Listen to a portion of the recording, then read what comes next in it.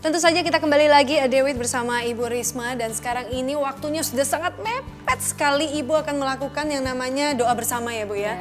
Yang tadi ada karpet merah itu saya pikir untuk saya, ternyata bukan. Jangan GR dong. Ini untuk masyarakat luas di sini bisa berdoa bersama, tapi sebelum itu kita masih punya waktu yang di tengah-tengah kesibukan Ibu. Bu, pernah nggak terpikir sama Ibu, saya capek, sudah sampai di sini aja. Pernah nggak Bu? Ya saya manusia, kadang pernah. Saya manusia. Apa yang biasanya membuat Ibu sampai berpikir seperti itu? Ya apa namanya, ya kadang saya nggak tahu solusinya gitu. Tapi nggak lama gitu, saya malam gitu, sholat gitu, udah tiba-tiba ada aja jalan keluarnya. Kalau suatu saat Ibu nantinya tidak menjabat lagi menjadi wali kota, apa yang Ibu harapkan untuk wali kota setelahnya?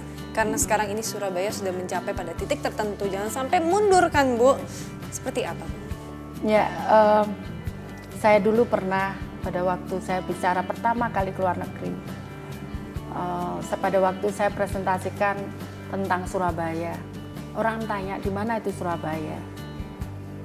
Saya jelaskan Surabaya itu bagian dari Indonesia. Saya ditanya lagi Indonesia itu di mana.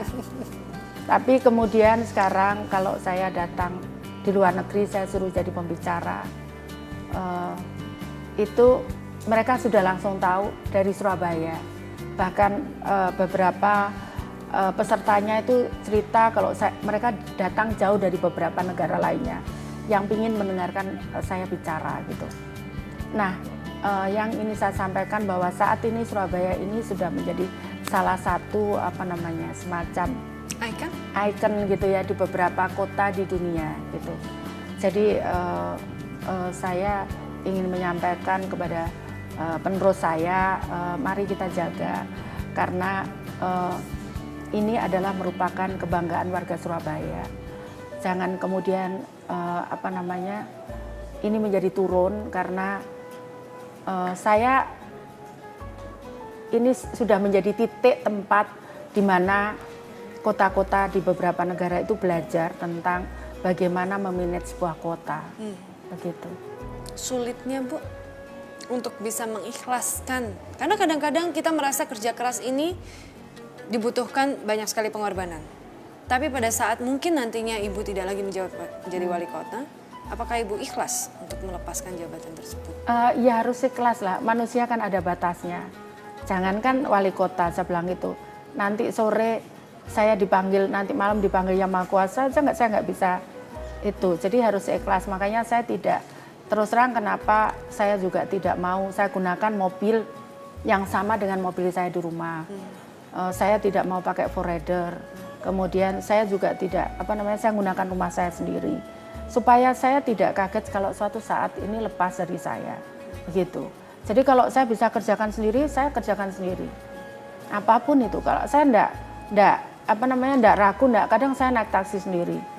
Kapan itu saya ngomong, aku ini, kan saya udah lama nggak nyetir kan, nggak nyetir mobil sendiri. Saya takut bayangan itu kan, gitu, nyetir gimana ya.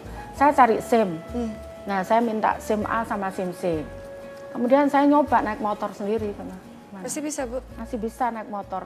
Yang mobil belum tak coba, nanti habis ini nyoba mobil. Bisa Bu, kalau matic Bu lebih gampang ya? Iya, makanya, tapi kan saya udah ininya kan. Gak lupa lagi ya? Karena kan besar badannya.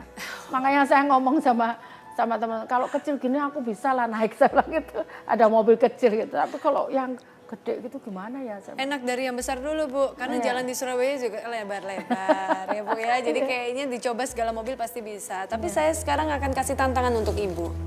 Ibu cukup melengkapi kalimat. Saya akan bacakan kalimat, ini ada titik-titiknya. Ibu lengkapi, gak usah panjang-panjang Bu, singkat saja. Siap Bu? Yang pertama, saya menjadi wali kota Surabaya karena ingin titik-titik. Ingin melayani warga Surabaya. Yang kedua Bu, saya ingin warga Surabaya agar titik-titik. Agar sejajar dengan bangsa-bangsa lain di dunia. Yang ketiga, bagi saya keluarga adalah titik-titik.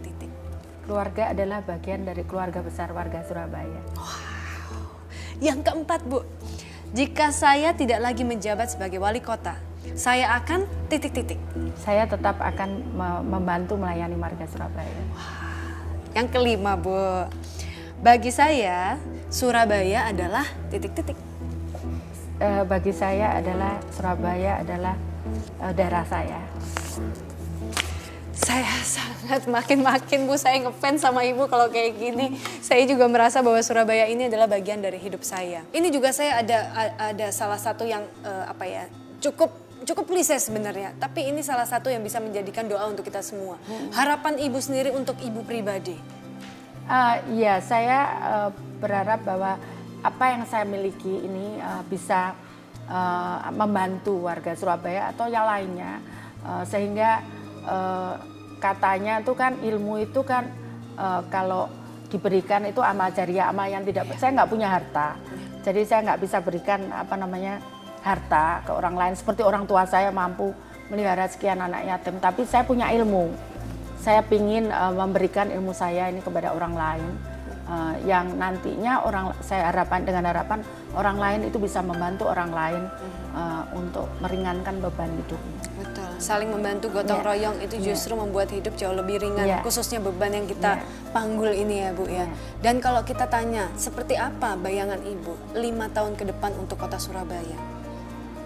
Kalau ini dilakukan konsisten, saya yakin suatu saat di dunia ini bisa melihat Surabaya. Surabaya pernah berjaya pada saat era zaman Majapahit. Saya yakin kalau itu konsisten, maka suatu saat saya yakin ini sudah mulai banyak sekarang kota-kota lain di dunia.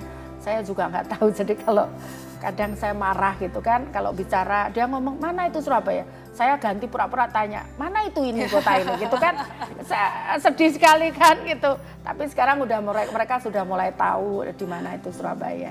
Jadi saya sudah nggak perlu lagi menjelaskan di mana itu Surabaya. Susah kali menjelaskan Surabaya dulu awalnya. Iya Ibu, apa kemana-mana Ibu harus bawa peta? Ya itulah susahnya, saya jelaskan, mereka masih nggak ngerti aja. Akhirnya saya jelaskan Surabaya itu gimana, saya mau jelaskan posisinya. 2 jam penerbangan dari Singapura, 4 jam penerbangan dari Hong Kong. Masa saya harus menjelaskan begitu gitu. Tapi sekarang sudah saya nggak perlu bawa peta. Mereka sudah tahu gitu. Bu, maju terus untuk Surabaya. Terima kasih. Saya akan selalu datang ke kota kelahiran saya ini, Bu. Dan saya pasti melihat kota ini akan selalu cantik dan cantik selalu. Salam untuk keluarga ya Ibu. Terima kasih. Dan sepertinya waktu kita juga sudah habis nih Adewit. Kalau gitu kita sudahi dulu Adewit hari ini. Kita akan ketemu lagi dengan narasumber lainnya yang tentu saja sangat menarik dan juga memiliki cerita-cerita inspiratif lainnya. Sampai jumpa.